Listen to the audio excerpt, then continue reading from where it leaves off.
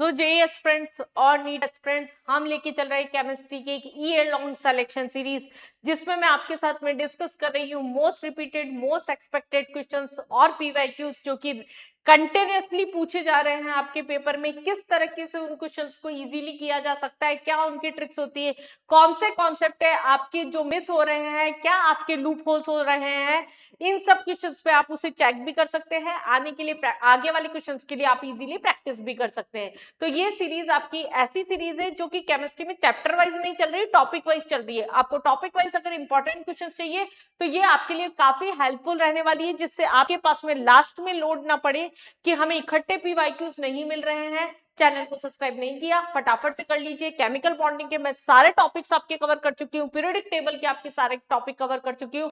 हम स्टार्ट करने वाले हैं हम यहाँ पर नेक्स्ट चैप्टर मोल कॉन्सेप्ट का first topic, law of chemical composition, जहां पर इंपेरिकल फॉर्मूला, मॉलिक्यूलर फॉर्मूला, एक यूनिटरी मेथड के क्वेश्चन जो होते हैं आपके मोस्ट रिपीटेड पैटर्न के क्वेश्चन होते हैं, इस तरह के क्वेश्चन में हम यहाँ पर डिस्कस करने वाले हैं। चलिए हम बात करते हैं यहाँ पर सबसे पहले नंबर ऑफ ग्राम ऑफ यहाँ पर ब्रोमीन। अगर हम बोल रहे हैं यहाँ पर ब्रोमीन के ग्राम्स की अगर बात की जा रही है, देखिए यहाँ पर number of gram of bromine that will completely react with 5 gram of पेंटवनीन। अब ये क्या है, 2-3 साल से केमिस्ट्री के अंदर ऐसा हो रहा है कि मोल कॉन्सेप्ट की यूनिटरी मेथड वाले जो क्वेश्चन है उनको मिक्स किया जा रहा है ऑर्गेनिक के साथ में। मतलब आपको ऑर्गेनिक की रिएक्शंस भी आनी चाहिए, आपको मोल कॉन्सेप्ट का, यूनिटरी मेथड का जनरली कॉन्सेप्ट भी आना चाहिए। ये कॉमन पैटर्न बना हुआ है जो कि काफी रिपीट हो रहा है। हालांकि ये 2022 का आपका क्वेश्चन है, लेकिन ये रिपीटेशन है पेपर के पैटर्न का। चलिए number of gram of bromine हमें बोला पेंटवनीन। पेंटवनीन मतलब क्या हो गया, 1 2 3 4 5 कार्बन आपके, और ये हमारे पास में हुआ। इसका मतलब आपके पास जो फॉर्मूला निकल के आ रहा है वो क्या है, C5H10। ये आपका फॉर्मूला निकल के आ रहा है यहाँ पर। अगर हम मोलर मास निकाल लेते हैं यहाँ पर, इसका तो क्या आ रहा है आपका टोटल 70 आपका यहाँ पर मोलर मास आ रहा है। हमें बोला 5 ग्राम पेंटीन से कितना ब्रोमीन। अब रिएक्शन नहीं भी बताती तो कोई बात नहीं, हालांकि मैं बना देती हूँ यहाँ पर। एक Br आपका अटैक किया यहाँ पर, एक Br आपका अटैक किया यहाँ पर, एंटी पोजीशन पे ये अटैक करते हैं, तो ये हमारे पास में रिएक्शन हुई। अब हमें बोला 70 ग्राम से कितना ब्रोमीन लगेगा। अगर हमारे पास में 5 ग्राम से कितना लग रहा है यहाँ पर, अगर हम बोल रहे हैं यहाँ पर 5 ग्राम से आपका लग रहा है ब्रोमीन का मास जो होता है वो आपका क्या होता है, क्वेश्चन में मेंशन था 80, तो ये आपका क्या हो गया 160 हो गया। अगर 5 ग्राम से 160 बन रहा है तो 70 ग्राम से, सॉरी ये तो एक्चुअल है हमारे पास में, 70 ग्राम से कितना लग रहा है हमारे पास में 160 अगर लग रहा है तो 5 ग्राम से कितना लगेगा, ये हमारे पास में क्वेश्चन है। नॉर्मल यूनिटरी मेथड सेट हो गया। ये 5 ग्राम से आपका क्या होगा 160/70 इंटू 5। आपको सिर्फ इतना सा कैलकुलेशन करना था, बाकी क्वेश्चन बहुत ही इजी से था। 10 की पावर -2 में है ये। अगर आप सॉल्व कर लेते हैं इसे, यहां पर आपका 30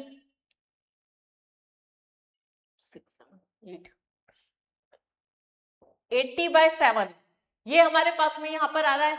इसका मतलब आपका ये क्या हो जाएगा, लगभग आप सॉल्व करेंगे ये आएगा 11.28 ग्राम। हमारे पास में ये वैल्यू आई, हमें 10 की पावर -2 के अंदर दिया था, तो इसका मतलब हम यहाँ पर लगभग लगभग क्या ले सकते हैं 4 to 8। यहाँ हमारे पास में वैल्यू जो होगी सॉल्व करने पे ये आपकी क्या आएगी 11.428 अगर आ रही है, तो मतलब हम 11.43 मान लें इसे अप्रोक्सीमेटली हमारे पास में, और -2 में पावर थी तो ये हमारे पास में क्या हो जाएगा 1143 इंटू 10⁻³ बस यूनिटरी लगाना आना चाहिए था, बाकी कुछ भी नहीं। तो ये हमारे पास में पहला ऐसा न्यूमेरिकल था जो ऑर्गेनिक के साथ में मिला के आपका न्यूमेरिकली पूछा गया था। चलिए नेक्स्ट क्वेश्चन पे आते हैं। यहाँ पर a protein A contains 0.30% of glycine.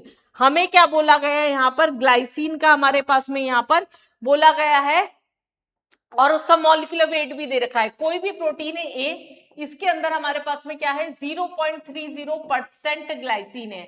0.3% glycine लिखा है, इसका मतलब आप क्वेश्चन में क्या निकाल सकते हैं कि 100 ग्राम प्रोटीन के अंदर क्या प्रेजेंट है, कंटेन्स 30% ग्लाइसिन। हम ये बोल सकते हैं 30% ग्लाइसिन उसमें है 100 ग्राम के अंदर 30 ग्राम है। अगर हम परसेंट में बात नहीं करें तो हम इसको ऐसे भी लिख सकते हैं 30 ग्राम है हमारे पास में। Molecular weight minimum molar mass हमें निकालना है। अगर मैं इसे थोड़ा सा सीधा करके लिख दूं कि 75 अगर ग्राम है तो उसमें कितना होगा प्रोटीन, 30 में कितना है आपका 100 ग्राम है तो 75 ग्राम में कितना हो जाएगा। बहुत ही इजी सा क्वेश्चन आपका, न्यूमेरिकली बहुत ही आप आराम से इस क्वेश्चन को सॉल्व कर सकते हैं। ये तो वैल्यू भी आपकी सीधी सीधी सी कटने वाली थी।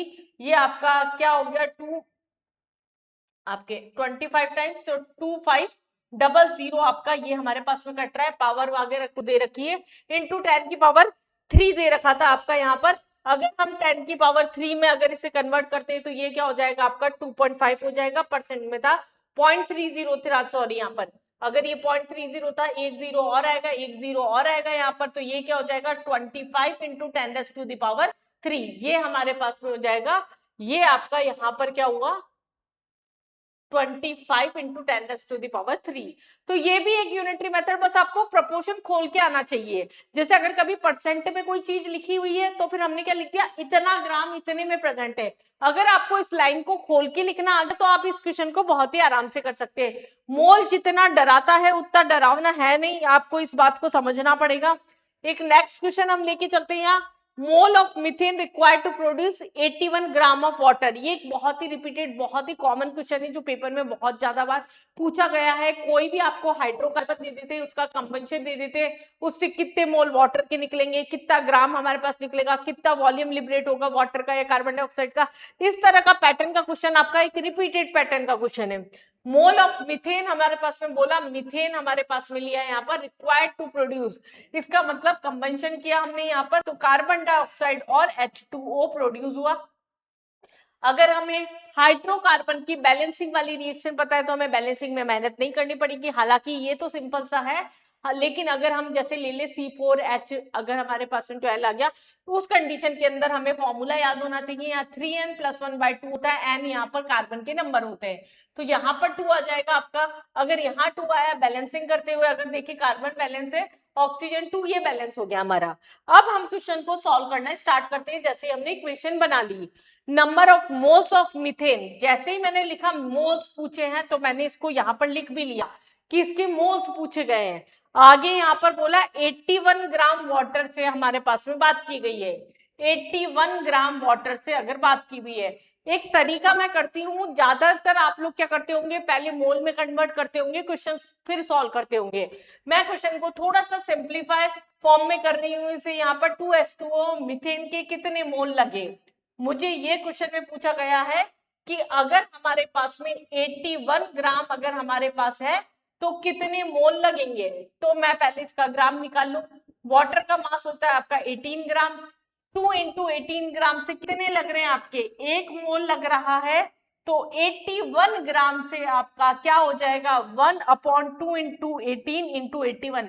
अब मैडम आपने तो अलग अलग यूनिट ले लिए, ग्राम में ले लिया, एक मोल में ले लिया। बच्चा मैंने इसलिए किया क्योंकि हमें मोल में आंसर चाहिए, ये वाला ग्राम कट जाएगा तो अपने आप आंसर आपका मोल के अंदर ही आना है। जब आप इसको पूरे को सॉल्व कर लेंगे तो ये आपका यहाँ पर क्या निकल के आएगा, इसे सॉल्व कर लीजिए एक बार, ये आप पूरा सॉल्व करेंगे तो ये आएगा आपका 2.25। अगर हम बात कर रहे हैं यहाँ पर 2.25 अगर आ रहा है 10 की पावर -2 में बोला था, अगर इसको 10 की पावर -2 में मतलब 225 इंटू 10⁻², ये बहुत इंपॉर्टेंट चीज होती है न्यूमेरिकल्स में, स्पेशली इंटीजर बेस्ड क्वेश्चंस में। जल्दीबाजी में आप इस चीज पे ध्यान नहीं देते हैं, इस चीज का बहुत ध्यान रखिएगा कि हमारा आंसर तो आ रहा था मिल नहीं रहा, तो ये हमारे पास में गड़बड़ नहीं होनी चाहिए।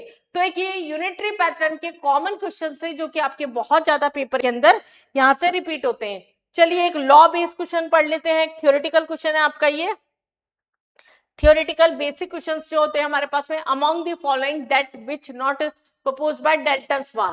ये देखिए आपका 2021 में 20 में एक पैटर्न पूछा था कि डाल्टन्स लॉ पे डायरेक्ट क्वेश्चन पूछ लिया। सिमिलर पैटर्न का क्वेश्चन आपका 25 में पूछ लिया था, वहां पर भी इस तरीके से थ्योरेटिकल क्वेश्चन पूछ लिया था। तो ये स्टार्टिंग के आपके लॉज वगैरह जिनको आप हल्के में ले लेते हैं, स्टेटमेंट वाइज थोड़ा जाइएगा क्योंकि 2026 में केमिस्ट्री का पैटर्न थोड़ा सा चेंज हो गया है, मिक्सिंग बहुत ज्यादा आने लग गई है। यहाँ पर स्टेटमेंट बेस्ड क्वेश्चंस बढ़ गए हैं, आपके वर्ड टू वर्ड लैंग्वेज का काफी फर्क पड़ता है। अगर आपको टर्मिनोलॉजी क्लियर नहीं है तो आपके इस पैटर्न के क्वेश्चन जो कैलकुलेट भी नहीं करने पड़ते हैं वो गलत हो जाएंगे। चलिए, among the following which was not, हाँ काफी बच्चों की शिकायत आ रही है कि मैम आप कुछ बीच में शायरियां नहीं करती, कुछ मजे मस्ती नहीं करवाते। बेटा मैं बहुत ही कम टाइम में बहुत ज्यादा कंटेंट आपको प्रोवाइड करना चाहती हूँ। आप यहाँ पर आए हैं अपना वैल्यूबल टाइम यहाँ पर देके, तो मैं नहीं चाहती कि आप, रील्स हैं आपके पास में काफी मजे करने के लिए, काफी कुछ है, रील्स है, इंस्टा भरा हुआ है आपका, ट्विटर भरा हुआ है आपका, सब कुछ भरा हुआ है, आपको मजे मस्ती करने, आपको वहां जाना है, लेकिन आपको सिंसियरली पढ़ाई करनी है, कंटेंट चाहिए अगर, तभी आप चैनल को फॉलो करिए, सब्सक्राइब करिए। अगर आपको अपने सिलेक्शन की तरफ ही जाना है केवल, भले ही आप जेईई एस्पिरेंट हो या नीट एस्पिरेंट हो, मैं बार बार ये बात बोलती हूँ, अगर आपने चैनल को सब्सक्राइब किया है तो आपको एक फ्रूटफुल कंटेंट यहाँ पर मिलेगा। कोई बकवास नहीं, कोई शायरियां नहीं, कोई मजे मस्ती नहीं, यहाँ सिर्फ हम केवल उस पर्टिकुलर आपके टाइम को, आवर्स को, मिनट को फ्रूटफुल बनाना चाहते हैं जो आप इस चैनल पे दे रहे हैं। चलिए, हम बात कर रहे थे यहाँ पर which was not proposed by Dalton. ठीक है, डाल्टन ने क्या बोला था, एटम जो होते किसी भी कंपाउंड के अंदर जो प्रोपोर्शन होता है उनका सेम होता है, वो जो होता है लॉ ऑफ केमिकल कंपोजिशन में यहाँ पर बात करते हैं कि फर्स्ट लॉ हमारे पास में, चलिए हम मैटर वाइज ही ले लेते हैं, matter consist of indivisible atoms. ये बात सही है, यहाँ पर ये बोली गई थी कि कोई भी मैटर इनडिविजिबल एटम से मिलकर बना हुआ होता है। केमिकल रिएक्शन रीऑर्गेनाइजेशन होता है, जी हाँ बिल्कुल, की energy can neither be created nor destroy, उस वाले फॉर्म पे हमारे पास में ये स्टेटमेंट बोला गया था। व्हेन गैसेस कंबाइन और reproduced in a chemical reaction, they do see in the simple ratio by volume provided all gases temperature। ये आपका गैलियोस लॉ था, लेकिन डाल्टन ने इसके बारे में कोई डिस्क्रिप्शन नहीं दिया था, तो ये हमारे पास में गलत है। आइडेंटिकल प्रॉपर्टीज इंक्लूड आइडेंटिकल मास, ऑब्वियस सी बात है, अगर हमारे पास में अलग अलग कंपाउंड के अंदर एलिमेंट सेम है तो उनका मास जो होगा वो तो सेम होगा। तो हमारे पास में सी जो था केवल वो डाल्टन के थ्रू नहीं दिया गया था। तो आपको थियोरेटिकल नॉलेज बहुत इंपॉर्टेंट है, पीरियोडिक टेबल में भी इस तरीके से आपका थ्योरी बेस्ड क्वेश्चन आपके साथ में पूछ लिए गए थे।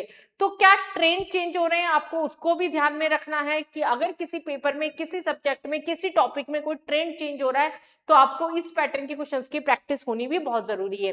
हम नेक्स्ट अभी केमिकल बॉन्डिंग कर चुके हैं, पीरियोडिक कर चुके हैं, उसके सारे टॉपिक्स कवर कर चुके हैं। मोल कॉन्सेप्ट हमने जस्ट स्टार्ट किया है, पहला टॉपिक हमने कवर किया है। सेकंड टॉपिक्स में हम जो मोल के बेसिक क्वेश्चंस होते हैं, नंबर ऑफ एटम्स निकालना जो एक रिपीटेड पैटर्न क्वेश्चन होता है, एम्पेरिकल फॉर्मूला, मॉलिक्यूलर फॉर्मूला, इस तरह के क्वेश्चंस डिस्कस करने वाले हैं। चैनल को सब्सक्राइब करना पड़ेगा अगर नेक्स्ट वीडियो आपको चाहिए तो।